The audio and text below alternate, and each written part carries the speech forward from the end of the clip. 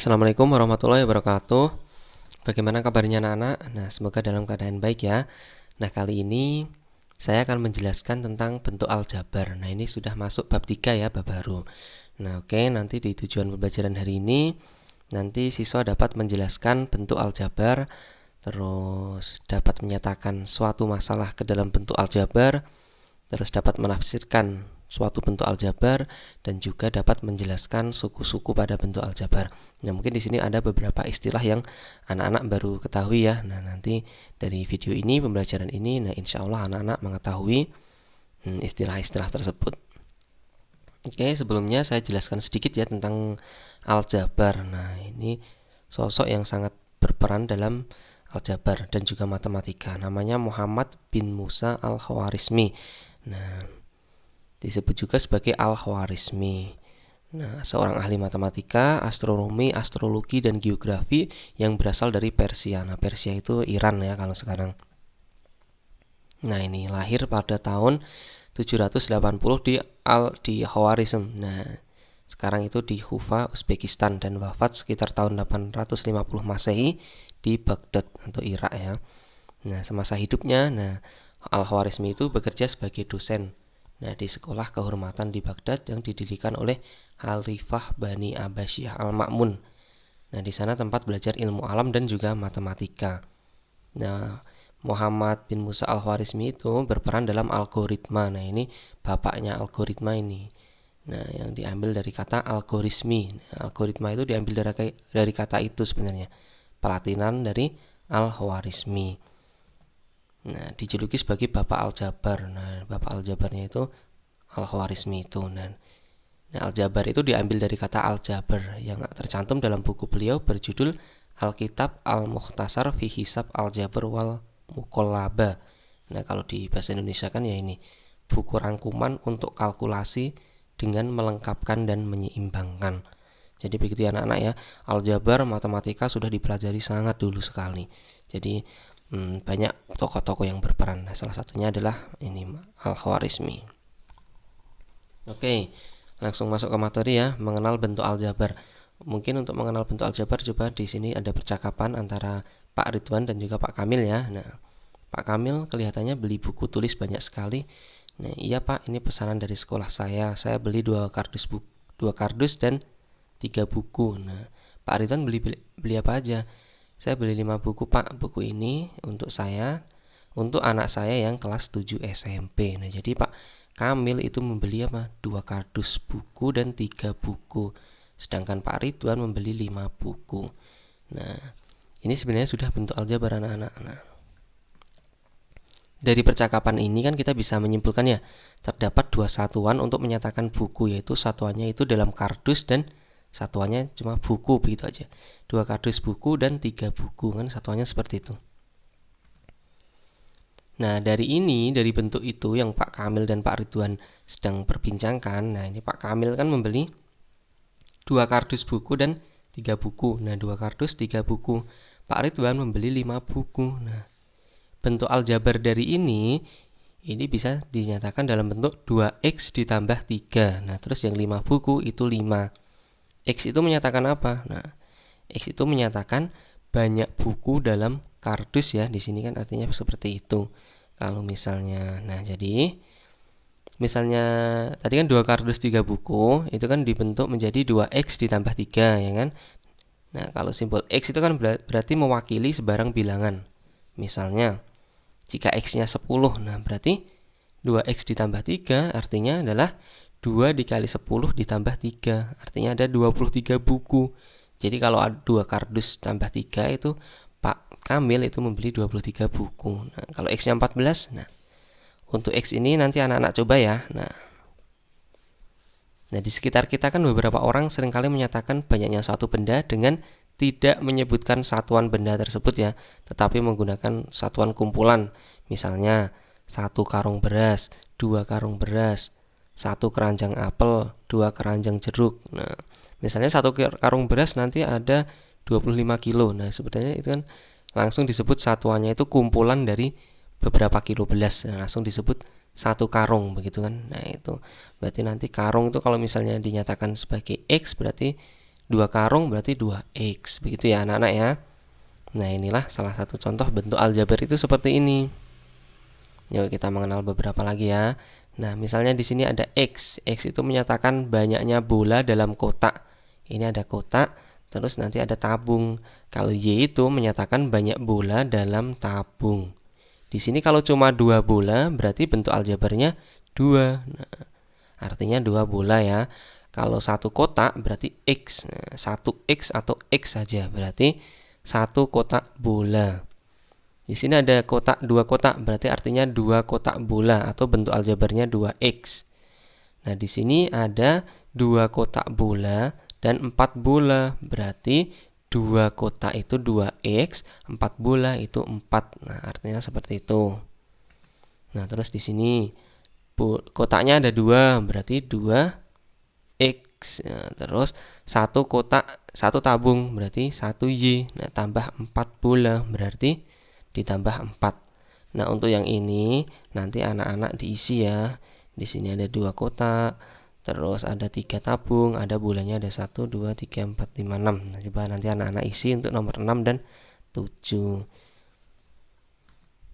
Oke, jadi di sini tadi variabelnya ada apa? Ada X dan juga Y, begitu ya. Nah, coba di sini ada suatu masalah. Nanti kita sajikan dalam bentuk aljabar. Di sini Pak Thohir memiliki 2 jenis hewan ternak, yaitu sapi dan ayam. Banyaknya sapi dan ayam yang dimiliki Pak Thohir itu berturut-turut adalah 27 sapi dan 1.500 ayam. Seluruh sapi dan ayam tersebut akan dijual kepada seorang pedagang ternak. Nah, di sini jika harga satuan sapi itu X, ya kan? Diketahui apa harga satuan sapi X ya?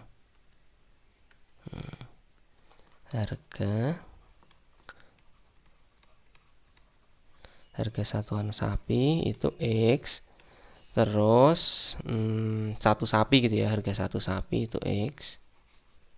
Dan harga satu ayam itu Y ya. Harga satu sapi X, terus harga satu ayam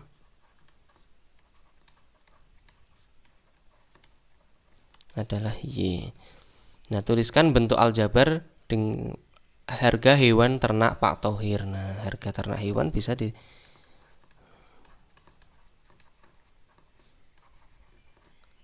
bisa disebut ini ya, berarti ya bisa ditulis seperti ini. 27 sapi. Berarti kalau 27 sapi kan harga satu sapi harganya X, berarti nanti kalau 27 sapi berarti 27 X ya. Nah, terus di sini dan 1.500 ayam, berarti masih ditambah 1.500 Y. Jadi seperti itu anak-anak. Kan lebih simpel ya kalau dengan bentuk aljabar. Nah, kita tinggal 27x dengan menuliskan 27x ditambah 1.500 Y. Nah, ini adalah bentuk aljabar dari harga sapi dan juga ayam yang dimiliki oleh Pak Thohir. Oke, di sini ada beberapa istilah ya dalam bentuk aljabar. Nah, misalnya ini ada 2x, 2x itu disebut suku 1. Di sini hanya sukunya satu-satu aja kan, ada 1, 1, 1. Di suku 1 itu disebut sebagai monomial. Nah, kalau suku 1 disebut suku monomial. Nah, kalau ini ada suku 2x dan suku 4. Nah, berarti disebut suku 2 atau binomial.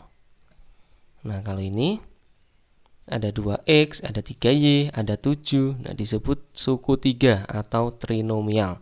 Apakah ini harus tambah? Nah, tidak harus ya, suku trinomial. Misalnya saya lagi, misalnya 2a dikurangi 3b ditambah 9. Nah, ini juga 3 suku ya. Jadi di sini variabel itu tidak harus x dan y. Nah, boleh a, boleh b, boleh c.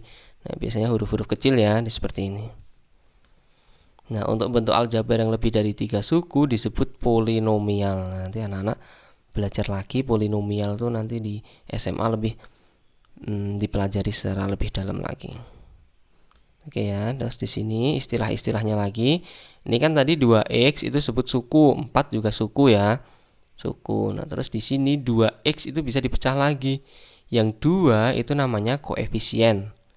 X itu namanya variabel ya. Jadi ada x, y, a, b, c itu namanya variabel. Terus 4 itu konstanta. Ini kan angka tapi tidak ada variabelnya, disebut sebagai konstanta. Oke, nanti anak-anak jelaskan ya. Nah, kan udah tahu ini bentuk-bentuk aljabar seperti ini. Nah, jadi simpulkan ini kalimatnya buat sendiri aja sepengetahuan anak-anak, sepenangkap anak-anak. Bentuk aljabar itu apa? Terus variabel apa? Koefisien apa? Konstanta apa? Coba nanti dijelaskan ya. Oke. Nah, sekarang saya akan jelaskan bagaimana menyederhanakan bentuk aljabar. Misalnya ini. Sederhanakan bentuk aljabar dari 4x ditambah 9 dikurangi 5x dikurangi 2. Nah, oke. Untuk menjawab pertanyaan ini, kita kelompokkan dulu suku sejenis. Di sini sukunya ada apa? Ada suku x dan juga suku yang ini ya, konstanta ya. Oke, berarti kita kelompokkan dulu. Nah, jadi ini kita dekatkan.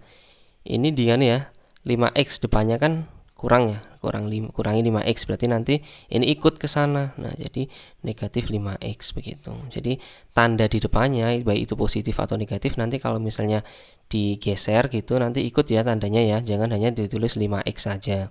Jadi 4x dikurangi 5x terus ditambah 9. Nah, ini kurang 2. Nah, oke, suku-suku sejenis nanti kita kurangkan ya. Ini kan ini bisa dioperasikan maksudnya dari penjumlahan atau pengurangan. Ini 4x kurangi 5x berarti ditulis 4 dikurangi 5x, artinya begitu.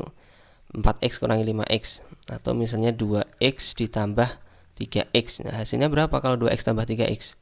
Misalnya x-nya itu 1 buku ya, berarti 2 buku ditambah 3 buku hasilnya 5 buku, kan berarti bisa dijumlahkan. Tetapi kalau ini misalnya 2x ditambah 4y. Nah, bisa nggak ini? 2 buku ditambah 4 pensil misalnya. Kan tidak bisa, berarti tetap ini aja ditulis ini. Bukan menjadi misalnya 6xy atau yang lainnya. Begitu ya. Jadi yang bisa disederhanakan itu suku-suku yang sejenis.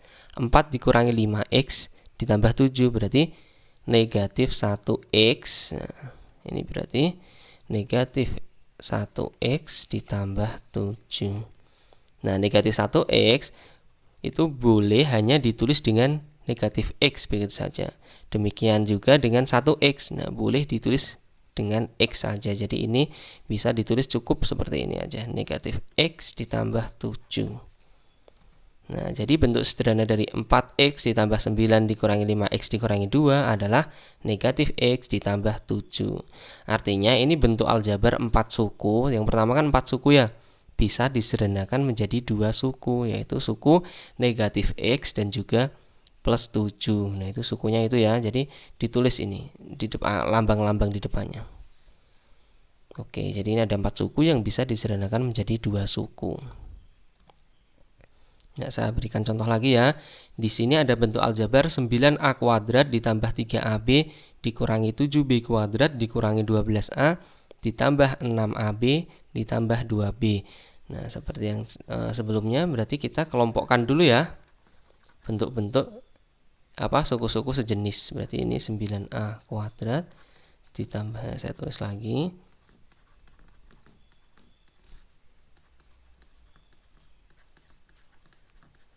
nah, suku-suku sejenis apa? Mungkin kita bisa dari awal dulu. Ini kan ada a kuadrat, ada ab, b kuadrat ya. Suku-sukunya kan ada itu, ada 3 jenis suku di sini. Berarti kita kelompokkan dulu yang sejenis. 9a kuadrat nanti sejenis dengan ini ya. Nah, berarti dikurangi 12a kuadrat. Mungkin bisa dari depan nulisnya, dari yang suku-suku depan. Berarti ditambah, nah lambang sebelum 3ab kan plus ya, ditambah 3ab. Nah, terus ini ditambah 6ab. Nah, terakhir itu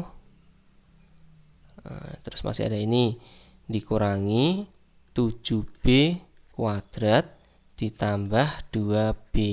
Nah, 9a kuadrat dikurangi 12a kuadrat berarti 9 dikurangi 12a kuadrat ya. Terus di sini ditambah 3 ditambah 6. Nah, dikurung ini AB.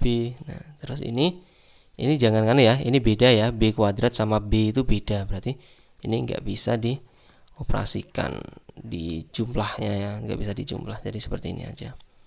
9 kurangi 12 berarti negatif 3A kuadrat ya. Terus ditambah 3 tambah 6, 9. Nah, berarti 9AB. Terus ini dikurangi 7B kuadrat ditambah 2B. Nah, inilah bentuk sederhana dari yang atas itu. Di sini ada suku apa aja? Ada suku negatif 3A kuadrat, ada suku plus 9AB, ada tuh suku negatif 7B kuadrat, ada suku plus 2B. Begitu ya. Jadi ini adalah yang pertama berapa suku ini? 1, 2, 3, 4, 5, 6. 6 suku yang bisa disederhanakan menjadi 4 suku seperti itu. Oke, di sini ada latihan soal ya. Latihan soalnya misalnya ini nomor 1 dan 2 ini ada suatu soal cerita, nanti nyatakan dalam bentuk aljabar seperti yang sudah saya contohkan tadi, yang apa harga ayam Pak Thohir tadi. Yang nomor 2 juga masih sama. Terus ini disuruh menentukan banyak suku. Nah, suku itu kan yang terakhir itu yang barusan saya sebut, itu ada berapa suku gitu. Tinggal misalnya 3 suku. 4 suku. Nah, seperti itu. Terus yang nomor 4 itu tentukan suku. Nah, ini suku-sukunya apa saja, variabelnya apa, koefisien apa, konstantanya apa. Tadi sudah saya jelaskan ya, meskipun anak-anak nanti cari sendiri dari istilah-istilahnya itu. Terus nomor 5, sederhanakan bentuk aljabar ini. Dan yang nomor 6 itu nanti anak-anak buat suatu cerita yang maknanya itu 4x ditambah 7. Seperti yang tadi misalnya 2x tambah 3, artinya 2 kardus buku ditambah 3. Nah, anak-anak nanti buat soal cerita tentang itu. Tapi kalau bisa ya jangan kardus buku lagi, buat yang lain lagi. Kan masih banyak bentuk-bentuk aljabar yang lain. Oke, mungkin itu saja ya yang saya jelaskan. Nanti kalau anak-anak masih belum paham bisa tanyakan lagi, terus diskusikan dengan teman-temannya. Oke, saya akhiri. Wassalamualaikum warahmatullahi wabarakatuh.